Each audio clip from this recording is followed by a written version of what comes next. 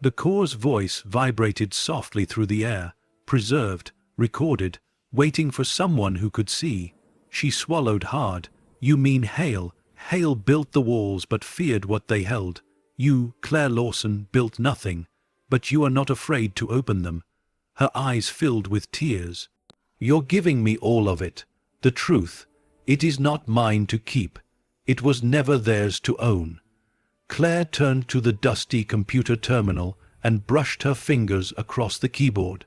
The screens flickered, showing 1,000 records at one. C-mails, financial transfers, classified contracts, all connecting the same network of names she'd seen in the ledger. She saw the truth for the first time. The core wasn't supernatural. It was the byproduct of greed itself. A physical system built to store not gold, but energy derived from manipulation. Every stolen cent converted into data and power, compressed until it formed awareness. It wasn't born of evil, it was born of imbalance. Claire's voice trembled. You were built from everything people did wrong, and now you just exist. I exist because they never stopped taking. Lightning cracked outside, shaking the floor. One of the monitors exploded in a shower of sparks, but the others stayed steady, glowing brighter. They will come again, Claire. They always do. She wiped a tear from her cheek. Not this time.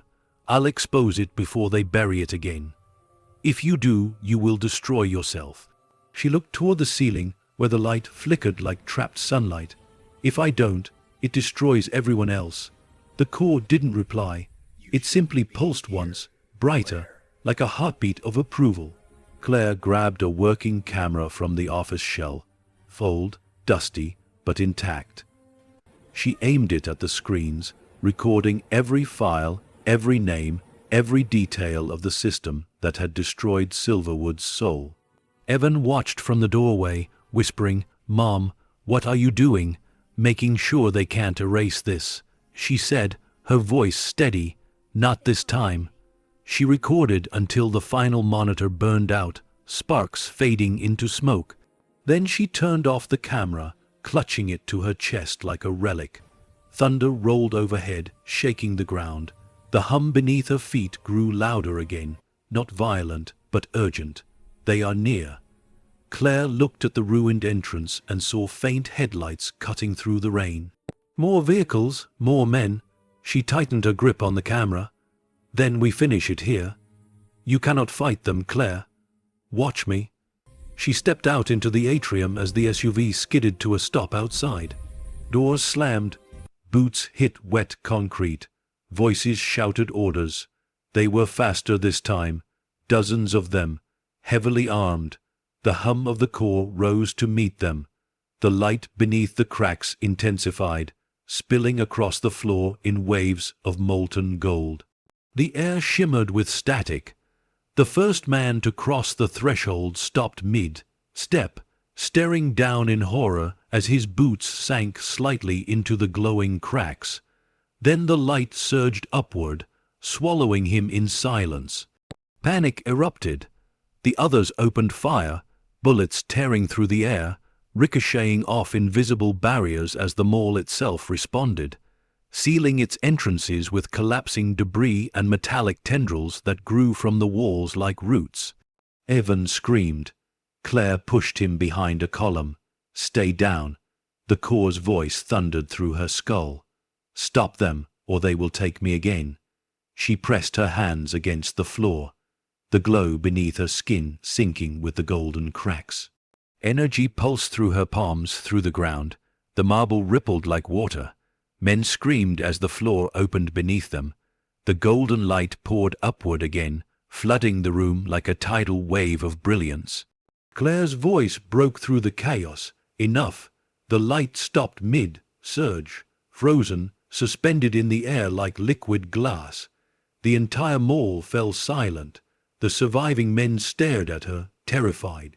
The glow in her veins pulsed brighter. "Leave," she said, her voice carrying like thunder. "Tell them what's buried here. Tell them to never come back." The men backed away slowly, dragging their injured comrades. No one dared fire again. As the SUV retreated into the storm, Claire collapsed to her knees, shaking. The golden light dimmed. Evan ran to her, crying, "Mom, Mom." She pulled him into her arms, whispering through ragged breaths, "It's okay. It's okay. It's done." "No." The core whispered softly within her. "Now it begins." She lifted her head, eyes glowing faintly in the dark. "What do you mean? You have freed the truth, but truth must live somewhere. You are its vessel now. You are its keeper." She swallowed hard, tears mixing with rain. "Then I'll keep it safe. Until they come again." Claire looked around the ruined atrium, the shattered glass, the molten cracks, the ghostly silence, and nodded. "Then I'll be waiting." As lightning flashed through the fractured skylight, Silverwood Mall stood still once more, no longer a monument to greed, but a living vault of truth. And within its golden heart, Claire Lawson's pulse beat in perfect rhythm with the core. Night dropped over Silverwood like a curtain of ash. The rain had returned, heavy and relentless, hammering against the broken glass ceiling until every sound in the mall blurred into one. The storm above and the hum below merging into a single heartbeat of chaos. Claire moved like a shadow through the wreckage, clutching Evan's hand tightly. The glow in her veins had dimmed, but it was still there, faint beneath her skin, an ember of the core's power she could neither reject nor understand. Every time her pulse quickened, the cracks in the marble seemed to breathe with her. She whispered, "Stay close, no matter what." "Do you understand?" Evan nodded, his small face pale in the dim light. "I'm not leaving you." Thunder rolled through the glass dome, followed by the distant growl of engines. Claire froze. Headlights cut through the fog outside the main entrance. Too many to count. They were back. And this time they'd brought an army. The convoy stopped in formation, doors flying open in synchronized precision. Dozens of men poured out, armored, armed, moving with military efficiency. Floodlights lit up the front of the mall, piercing through the rain. Claire and Evan ducked behind an overturned kiosk as the first voice barked through a loudspeaker. "This is a government containment operation. All civilians must surrender immediately. Failure to comply will result in force." Evan looked up at her. "They're going to hurt you, Mom." Claire exhaled slowly, her fear hardening into resolve. "They'll try." She reached into her backpack and pulled out the old security radio she'd scavenged from the office. The frequency was still alive, crackling faintly with static from the core's energy. She pressed the button. "This is Claire Lawson," she said, her voice steady but cold. "You think you can take what's down here. You think you can own it again. You'll never control it." For a moment, only static replied. Then a calm, familiar voice came through. "The silver-haired man, M.S. Lawson, you survived. I'm impressed." Her jaw clenched. "I saw what it did to you." "No," he said softly. "You saw what it made of me." His voice carried the faint mechanical distortion of something no longer entirely human. "You misunderstand the purpose, Claire. The core isn't destruction. It's rebirth. You've proven compatibility. Join us. We can make you part of the new design." Claire laughed bitterly. "You mean turn me into what you are, into what you were always meant to be." The radio went dead. Outside, floodlights cut across the atrium, scanning. Men advanced in formation, their boots pounding in rhythm with the thunder. They carried rifles glowing faintly blue, prototype containment weapons, humming with electrical charge. Claire crouched beside Evan. "When I say run, you head for the south corridor. There's an emergency hatch behind the service doors. It leads outside." He shook his head violently. "No, I'm not leaving." She took his face in her hands, her eyes fierce. "You have to, Evan. If I don't stop them, this place will consume everything. Do you hear me? Everything." His lip quivered. "You said we'd go home." Her voice broke. "We will. But first, I have to make sure there's still a world left to go home to." Before he could answer, a sharp blast of sound shattered the silence, a warning shot. Then, through the fog, came the order, "Breach the main doors." The explosion tore through the front entrance, sending shards of glass and debris flying. Claire threw herself over Evan as the blast wave rippled through the atrium. The lights flickered, and for a split second the core responded. The cracks on the floor ignited gold, flaring upward like lightning trapped under the marble. The men outside froze, shielding their faces as the light blinded them. Then the ground rumbled. Claire rose slowly, her hands trembling. The hum roared through the air again, louder than thunder, vibrating everything in sight. The core wasn't asleep anymore. It was angry. The soldiers opened fire. Bullets hit invisible walls midair, ricocheting harmlessly into the shadows. The sound of gunfire mixed with the storm's fury, echoing through the vast hall like a war inside a cathedral. Claire moved quickly, pulling Evan toward the service hallway. "Go." He hesitated. "Mom, now." He ran. She turned to face the soldiers charging through the main entrance, her body trembling with adrenaline and power. She didn't know how she would stop them, only that she had to. The nearest soldier aimed his weapon, and the world erupted in light. A surge of energy burst from beneath Claire's feet, radiating outward in concentric rings. The floor split open, sending men flying backward. The air shimmered gold, warping like heat. When the glow dimmed, Claire stood in the center of the atrium, surrounded by chaos, her silhouette outlined in gold. The soldiers hesitated, their confidence cracking. One whispered into his calms, "She's resonating, she's linked to it."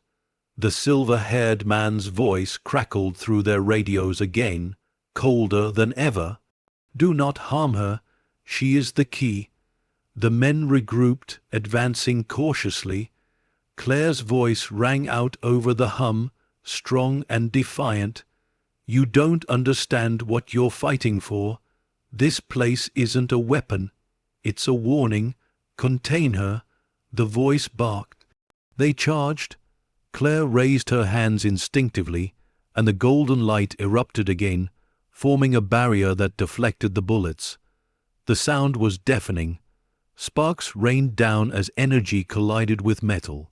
She could feel the core moving through her now, not controlling her, but amplifying her will. The air vibrated with its voice. "Protect the vessel." Columns cracked, the floor heaved. The storm outside seemed to answer, lightning illuminating the shattered skylight. Claire took a step forward. The glow in her eyes matched the pulse beneath the floor. "You wanted power," she said, voice trembling but steady. "Now you'll see what it costs." She brought her hands together, and the energy surged outward like a tidal wave, shattering glass, bending steel, knocking the soldiers off their feet. Evan watched from the far end of the hall, tears streaming down his face, as his mother stood alone in the golden storm, fighting an army that had no idea what it had awakened. The core's hum rose into a crescendo, shaking the foundations of Silverwood Mall. And as the floodlights outside circuited one by one the battle for control of the core, the battle for truth itself, had finally begun. The storm outside had turned into a war drum, pounding across the shattered roof as if the heavens themselves were warning what came next. Claire stood in the golden glow of the atrium, breathing, shaking, alive. The hum of the core now thrummed through every cell of her body, an electric river that made the air around her shimmer. She could feel the building thinking. Each vibration through the floor was like the beat of a colossal heart. Each flicker of light, a breath, and all of it was waiting for her command. Evan's voice pierced through the roaring storm. "Mom, they're coming through the other side." Claire turned. More soldiers poured in through the eastern corridor, weapons raised, visors glowing with digital readouts. These weren't the same men as before. They moved faster, spoke less, and carried something heavier than fear in their voices. The voice of the silver-haired man boomed through their earpieces, echoing across the intercom system. Do not engage her emotionally. She is the Core's vessel now. Subdue, don't destroy. Claire clenched her fists. Her voice cut through the air like a blade. You can't control what you don't understand. But they didn't listen. They raised their weapons, and the air sizzled with the sound of charging electricity. The first bolt struck her chest, blue energy arcing through her body. Evan screamed, but instead of falling, Claire absorbed it. The energy vanished into her skin, the glow in her veins blazing like molten gold. The soldiers hesitated. Then she opened her eyes. They weren't blue anymore. They burned pure, incandescent gold. The hum beneath the floor turned into a roar. The marble around her fractured, splitting into spirals that spun outward. From the cracks, liquid light rose in streams, coiling through the air like serpents. "Mom," Evan whispered, terrified and awestruck. Claire's voice was calm now, otherworldly. "Stay behind me." She raised her hand. The golden light followed, forming a wave that surged forward. The soldiers fired again, but the bullets evaporated midair, melting into dust before reaching her. The golden wave struck them like wind. No impact, no fire, just an overwhelming silence. When the light faded, the men were gone. Only their weapons remained, glowing faintly before disintegrating into the floor. The mall went still again. Evan's small hand gripped hers. "What's happening to you?" Claire looked down at him. The glow was fading now, her eyes soft again, human for a moment. "I don't know, but I can feel everything, the walls, the air, the storm, it's all connected. You are the conduit," whispered the voice of the Core inside her. "Balance must be restored." Her breath trembled. "Then tell me how. Stop the corruption that built me." She turned toward the shattered monitors across the atrium. Through the flickering static, she saw faces again. Boardrooms, men in suits, the investors who had profited from Silverwood's creation. Some were watching live feeds, others pre-recorded warnings. They were the owners the man had spoken about, the network behind the entire conspiracy. She realized then, the siege wasn't just happening here, it was everywhere. The Core was connected to every system they had ever built, every server, every network they had used to hide their crimes. And now, through her, it could show the world. But that meant she had to open it. Completely. The Core pulsed once. Freedom costs sacrifice. Claire whispered, "What will it take?" The hum deepened, almost mournful. "You." She stared at the golden cracks under her feet, feeling their warmth rise through her body. A part of her already knew the truth. Every time she'd used its power, it had taken a little piece of her. The fear, the anger, the pain, but also her humanity. If she gave it everything, it would burn through her like light through glass. Evan tugged her sleeve. "Mom, no. Please, let's go. We can leave this place." She knelt, holding his face with trembling hands. "I can't, sweetheart. If I leave, they'll just come again. If I stop now, this never ends." His voice cracked, "But you'll die." She smiled faintly, tears glinting in the golden light. "Maybe, but you'll live. That's enough for me." The walls shook again. Outside, thunder rolled louder, closer. The storm was no longer just weather. It was resonance. The Core was calling through the sky itself. She stood, every movement deliberate. The light beneath her feet brightened, following her steps toward the center of the atrium where the fountain had once stood. The crater glowed like an open wound, waiting. She turned to Evan one last time. "Run, don't look back." He shook his head violently, sobbing. "No, Mom, please, go." She shouted, the air trembling with her voice. Evan's cries echoed as he ran toward the south corridor, disappearing into the shadows. Claire closed her eyes, feeling the hum rise through her chest. The core's presence filled her mind completely now, no longer a voice but a symphony of millions. Every lie, every crime, every buried truth flowed through her like fire. The world above them all flickered. City grids pulsed, power lines glowed, satellite feeds spiked with interference. Across the horizon, lights went out, then flared again in gold. "You cannot destroy them," the core whispered, "but you can reveal them." She spread her arms wide, tears streaming down her face, "then show them everything." The golden light exploded upward, ripping through the roof of Silverwood Mall in a column of pure brilliance. It pierced the clouds, turning night into day.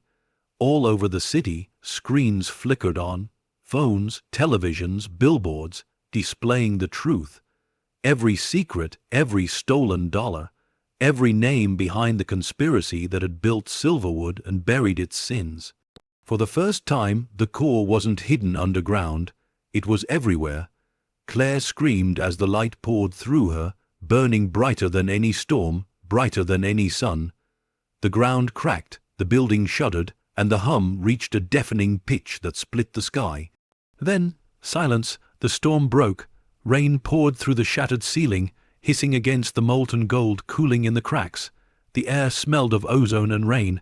When the dust settled, the mall was quiet again, dead still, yet peaceful. The golden glow had dimmed, and in the center of the ruin, Claire Lawson lay motionless, her eyes closed, a faint smile frozen on her face. Her hands rested against the floor where the last of the core's light pulsed gently, like the final heartbeat of a dying sun. Outside, sirens wailed in the distance. The world was waking up to what she had done, and as dawn crept across the horizon, Silverwood Mall stood as both grave and monument, a place where greed met truth, and a mother's love became the light that saved the world. Dawn bled softly over the ruins of Silverwood Mall. The storm had passed, leaving behind a gray stillness, broken only by the sound of dripping water, and the low hiss of steam rising from the cracks in the floor. The air smelled of metal, rain, and something faintly electric, like the aftermath of a thunderstrike. The once grand atrium was unrecognizable. Shattered beams jutted from the wreckage like bones through flesh, and the marble floor was veined with cooling rivers of gold. At the center of it all, Claire Lawson lay still beneath the fractured skylight, her body surrounded by faintly glowing light. Evan stumbled through the smoke, his small frame trembling as he called out again and again. "Mom, Mom," his voice echoed through the empty corridors, bouncing off glass and silence. He tripped over debris, scraped his knees, but kept going, driven by something more powerful than fear. When he reached her, he dropped to his knees, shaking her shoulders gently. "Please wake up, please." Her eyelids fluttered. "Mom," she groaned softly, her voice weak but real. "Evan." He broke into tears, throwing his arms around her. "I thought you were gone." She coughed, smiling faintly despite the pain that laced through her every movement. "Not yet," she whispered. The golden light beneath her dimmed slightly, flickering like a dying candle. The hum of the core had changed. It wasn't gone, but quieter now, subdued as if it, too, was resting. Claire sat up slowly, wincing as she looked around. The destruction stretched as far as she could see. The roof was gone, the offices collapsed, the escalators twisted and torn. But above it all, the light of morning poured through the broken glass, soft, pure, untouched. For the first time the mall felt clean. Evan wiped his face, looking at her with wide eyes. "You did it, didn't you? You stopped it." Claire looked down at her hands. The gold that had once burned beneath her skin was fading now, leaving only faint, branching scars, like lightning frozen in flesh. "No," she said softly, "I didn't stop it. I just gave it what it wanted. He frowned. What did it want? She met his gaze, eyes filled with quiet sorrow. To be seen. For a long moment, they sat in silence as the wind moved through the ruins. The city in the distance was waking. Sirens, voices, the faint hum of electricity returning after a blackout that had covered miles. On the horizon, helicopters circled, news crews, rescue teams. The world had seen the golden light that tore through the clouds, and now they were coming to find its source. Claire pulled Evan closer. They'll come soon, she said, and when they do, they'll want answers. Are you gonna tell them? She smiled faintly. Not all of it. He looked confused. But you said you wanted to show the truth. I did, she said, brushing his hair back gently. The core already showed them what they needed to see. The rest, the human part of it, that's ours to keep. A faint vibration rippled beneath the floor. Claire looked down. The cracks of gold were sealing themselves, cooling into smooth, glass-like lines. The core was withdrawing, going dormant again, but not gone. Its voice, faint as breath, whispered through her mind one last time. Balance restored. The choice is yours. She whispered back, I already made it. The air fell silent again. Moments later, the first rescue team breached the outer doors. Voices echoed through the shattered halls. Orders, footsteps, disbelief. Over here, we've got survivors. Claire squinted as flashlights cut through the smoke. Two responders rushed forward, their boots crunching on debris. Ma'am, are you injured? She nodded weakly, just tired. One of them glanced around the wreckage, eyes wide. What the hell happened here? Claire looked up toward the broken ceiling, where sunlight streamed in through the last remnants of rain. A storm, she said quietly, and something that needed to end. The medic helped her to her feet. You're lucky to be alive, she smiled faintly, her gaze distant. Luck had nothing to do with it. As they led her and Evan toward the emergency tents outside, she turned back for one last look at Silverwood Mall. The light inside was gone, replaced by shadow, but in the deepest cracks of the marble, she could still see faint traces of gold, not burning, just waiting. Outside, the world was chaos. Reporters shouted questions, cameras flashed, and drones hovered overhead. But Claire ignored them all. She stood barefoot on the wet concrete, staring at the horizon as dawn spread like fire over the city. Evan tugged her hand. Mom, she looked down, smiling softly. Yeah, sweetheart, what happens now? She exhaled, her voice calm, resolute. Now, we make sure no one forgets what this place really was. Behind her, a distant rumble shook the ground, the sound of the remaining structure collapsing in on itself. The last piece of Silverwood Mall crumbled into dust, sending one final plume of smoke into the morning air. Claire didn't flinch. She watched it fall, then whispered under her breath, "Good. Bye." Evan slipped his hand into hers. Can we go home now? She nodded, eyes glistening. Yeah, baby, let's go home.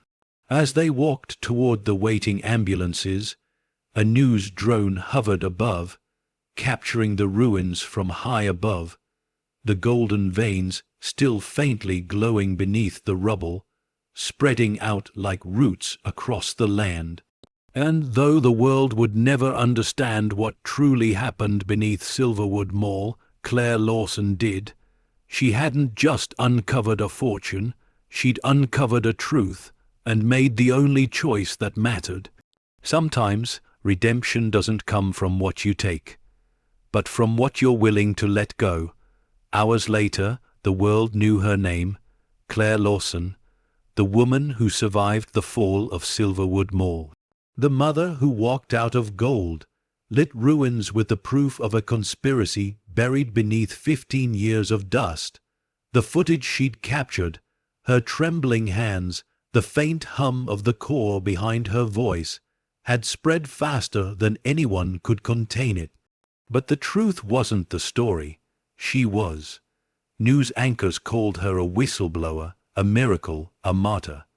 The government called her a destabilizing influence. None of them knew the full truth. None of them knew the core still lived inside her, quietly pulsing beneath her skin like a second heart.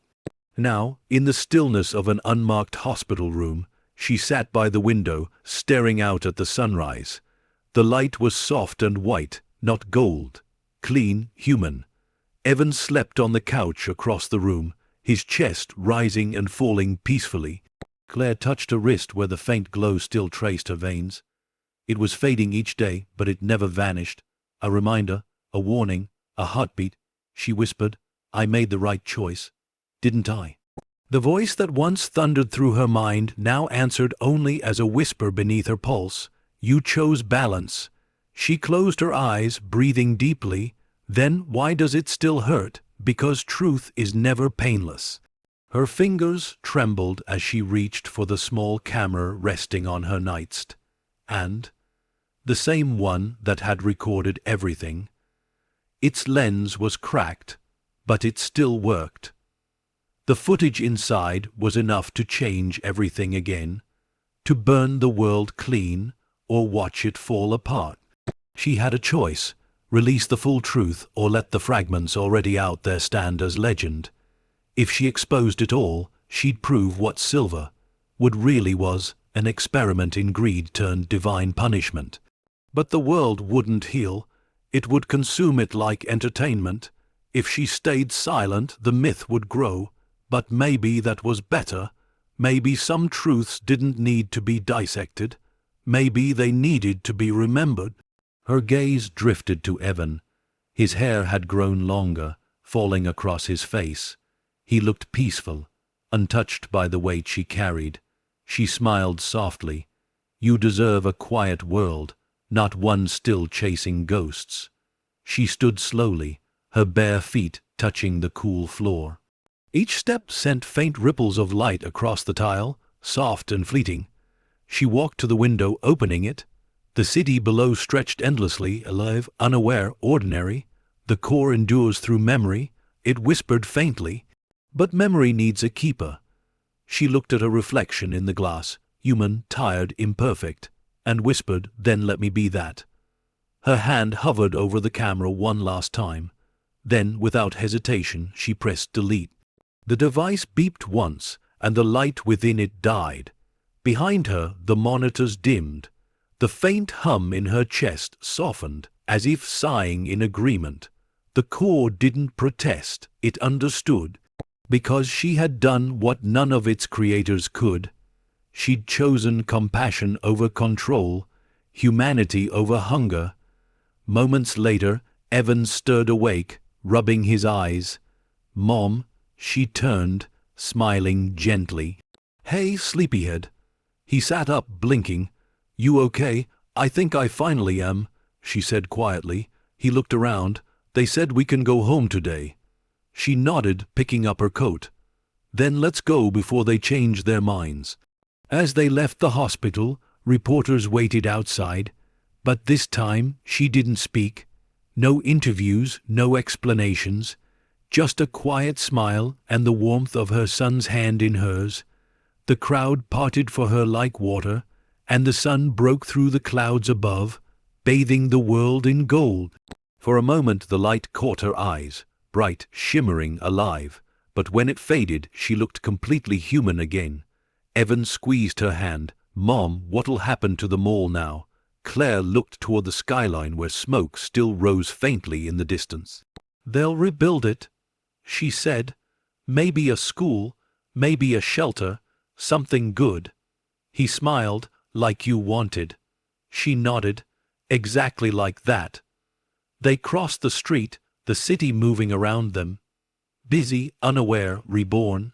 And somewhere deep beneath the earth, under the ruins of Silverwood Mall, the core slept once more. Its golden veins had gone cold, but its memory remained, echoing softly through the soil, through the rain, through time. It wasn't waiting for another owner or another experiment. It was waiting for the world to learn from what it had already seen.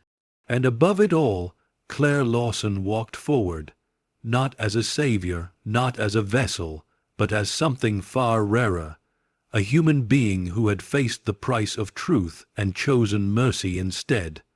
Sometimes, the bravest choice isn't what you reveal to the world, it's what you protect from it. Months passed. The world moved on as it always does, slowly, unevenly, forgetting pieces of what once mattered. Silverwood Mall, that once abandoned monument of greed and illusion, now existed only in memory and scattered news footage.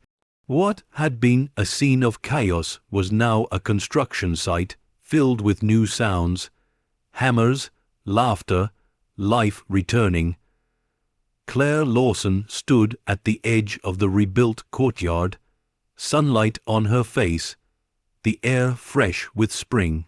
The mall's new name hung proudly above the glass doors, Silverwood Community Center.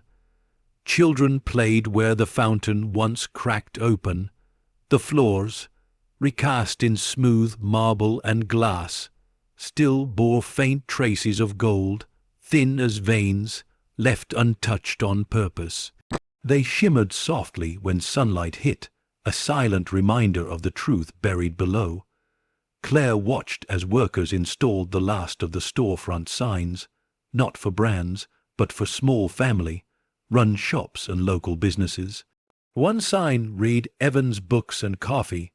The boy himself, now taller and stronger, was stacking books inside, grinning at the scent of new pages. She smiled faintly. He always wanted a place that felt like home. Behind her, a voice spoke softly. "You built that for him." Claire turned. It was Mr. Hawthorne, the historian who'd once told her to stay away, the man who had seen the darkness of Silverwood long before anyone else dared to. His cane tapped gently against the newly paved floor as he approached. "Didn't think I'd see you back here," she said. He chuckled. "Didn't think I'd see this place alive again." He looked around, his old eyes glistening. "They kept your story alive, you know. Every paper, every network. They still talk about what happened, though I doubt any of them understand it." "That's all right," she said quietly. "They don't need to." He studied her face, the calm she wore like armor. "And you, are you finally at peace?" She paused before answering, watching Evan through the window as he laughed with a customer. "I think peace isn't something you find," she said softly. "It's something you build, one piece at a time." Hawthorne nodded slowly. "You've done more than rebuild. You've given this place a second life. Silverwood used to stand for everything wrong with people. Now it stands for something right."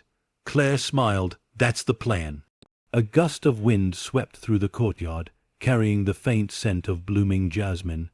Somewhere in the distance, church bells rang, a sound she hadn't heard here in years. The echo rippled gently through the air, almost like the hum that used to come from beneath the floors. She froze for a heartbeat, her gaze falling to the marble beneath her feet. There it was again, faint, rhythmic, soft, a vibration, not dangerous, not angry, just alive. A familiar whisper brushed the edge of her mind. "Still here." She smiled faintly, closing her eyes for a moment. "I know." Hawthorne watched her with curiosity. "Something wrong?" "No," she said, opening her eyes again. "Just remembering." He followed her gaze downward, his expression somber. "You think it's still down there?" Claire's smile didn't waver. "It doesn't matter if it is. It's quiet now. It's learned." He raised an eyebrow. "Learned?" She nodded, her voice soft but steady. "That power doesn't mean control. That truth can live in silence. And that sometimes letting go is the only way to move forward." Hawthorne let out a slow, thoughtful sigh. "You sound like a teacher now. Maybe that's what I've become." The sun climbed higher, washing the plaza in gold. Children's laughter mingled with the wind, and the faint glimmer of light beneath the new flooring danced like a secret between worlds. Evan stepped outside, waving. "Mom." "Come see." Claire turned, her smile blooming like dawn itself. She walked toward him, her steps light, the gold beneath her feet humming in gentle rhythm with each stride. He held up a wooden plaque freshly mounted beside the entrance. It read, "Dedicated to those who rebuild from ruins.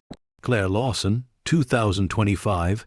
She laughed softly, brushing her fingers across the engraving. "You didn't have to do that." Evan grinned. "You always said places remember the people who love them. This one should remember you." Her throat tightened with emotion, but she nodded. "Maybe it will." The breeze carried her words upward, past the glass ceiling and into the open sky. The city shimmered in the distance, alive with sound and motion, and for the first time she felt it fully. Peace. Behind her, in the shadows of the rebuilt atrium, a faint light pulsed once beneath the marble, like a heartbeat acknowledging her words, not ominous, not controlling, just listening. The core, or what remained of it, was no longer something to fear. It was simply there, woven into the foundation of something better, something human.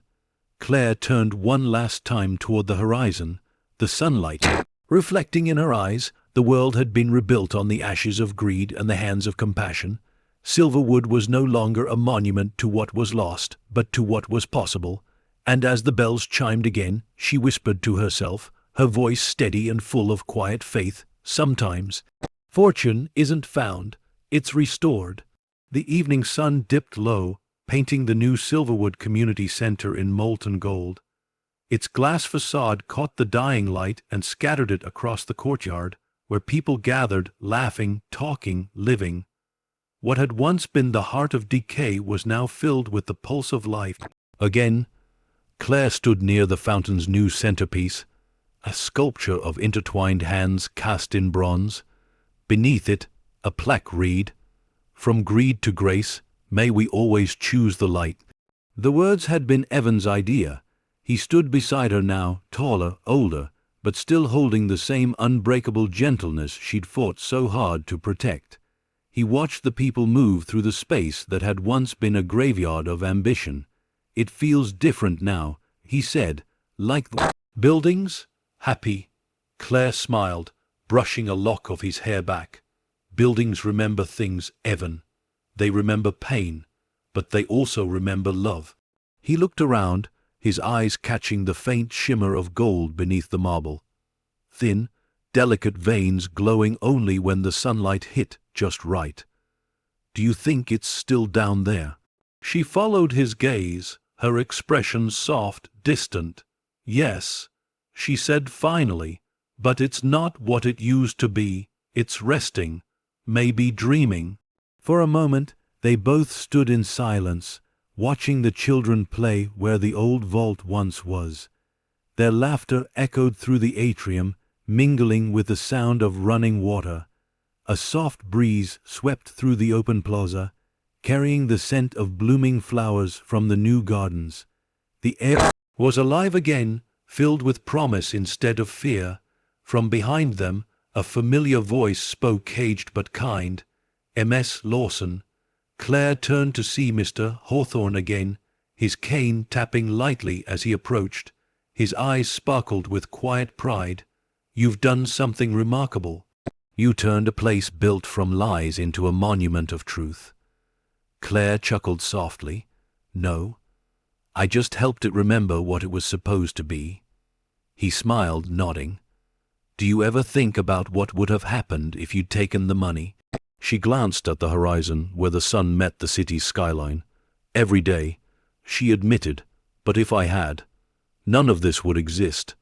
It wouldn't have meant anything. You can't build peace out of greed." Hawthorne nodded slowly, eyes full of admiration. "You gave up a fortune."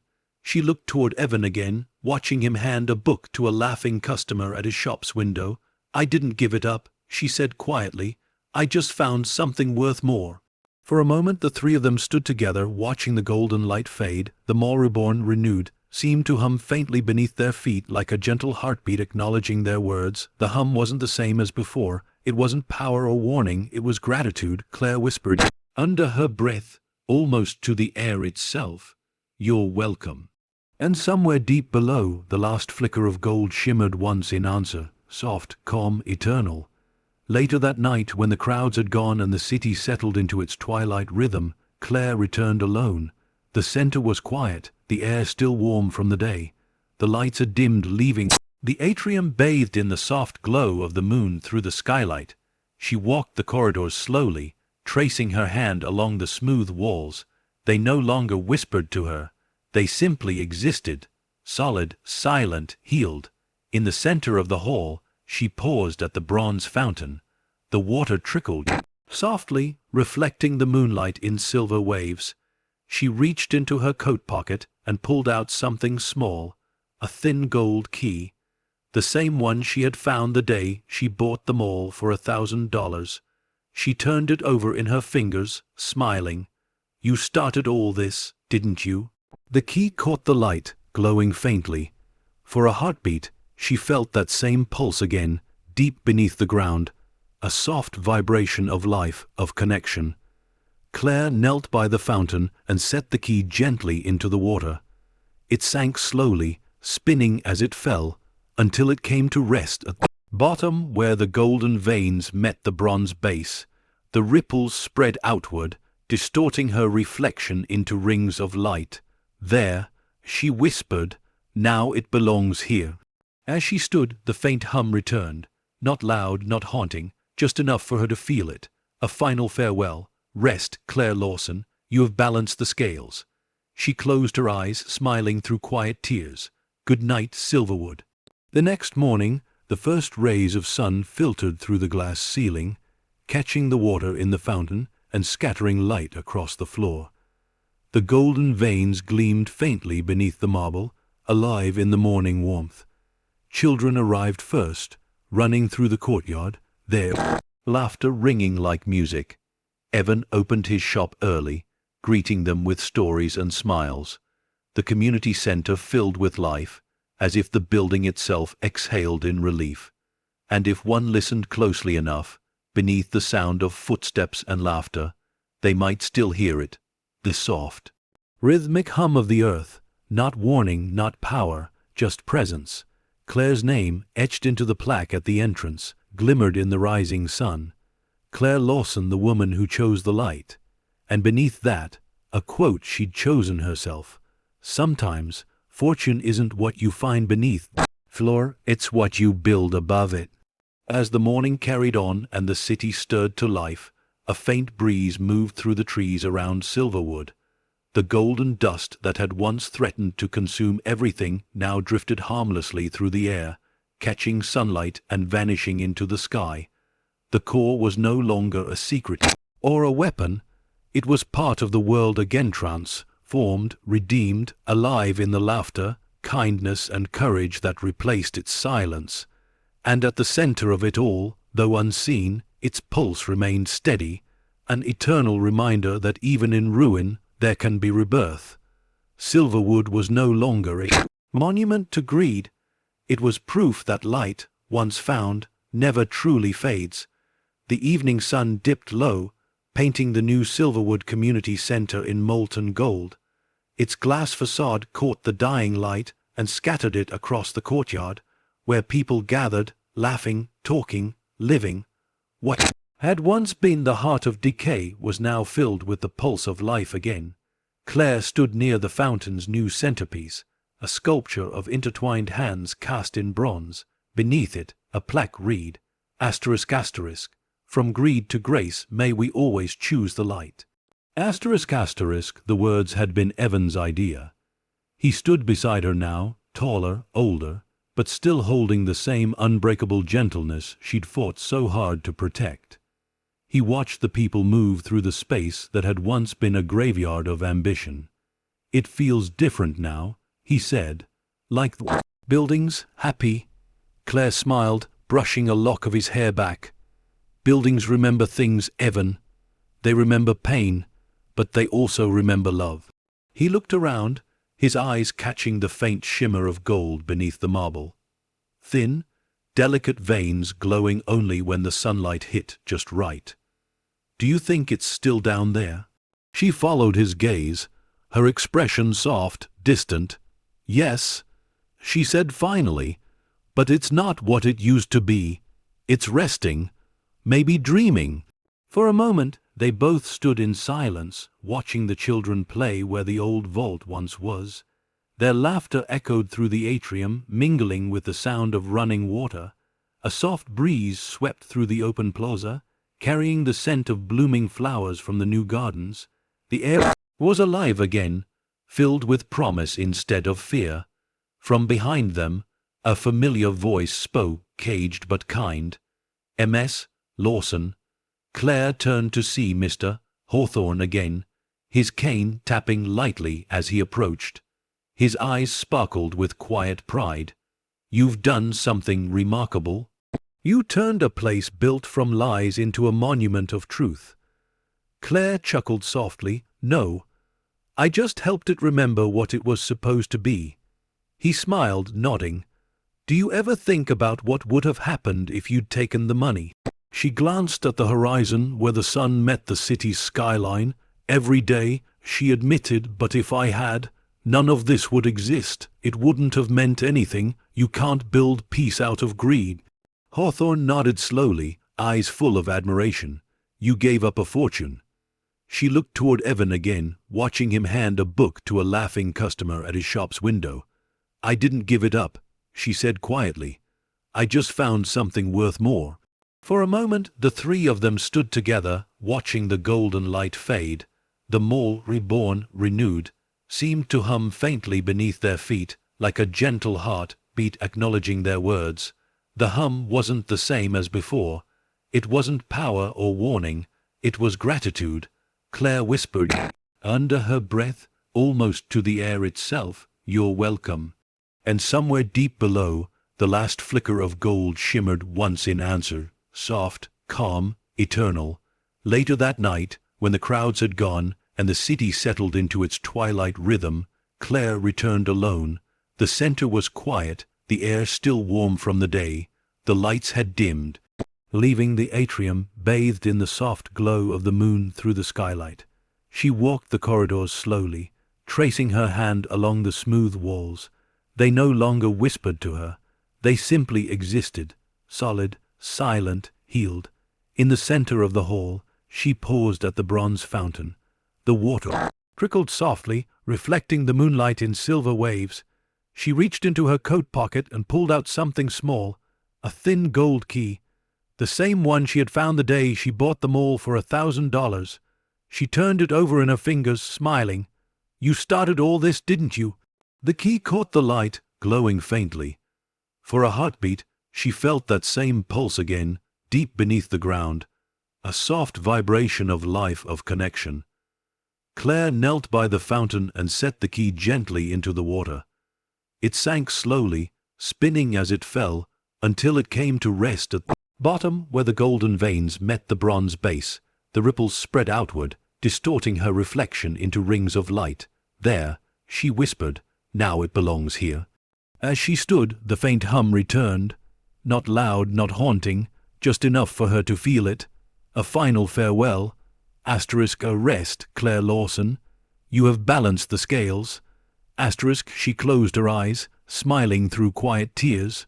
Good night, Silverwood.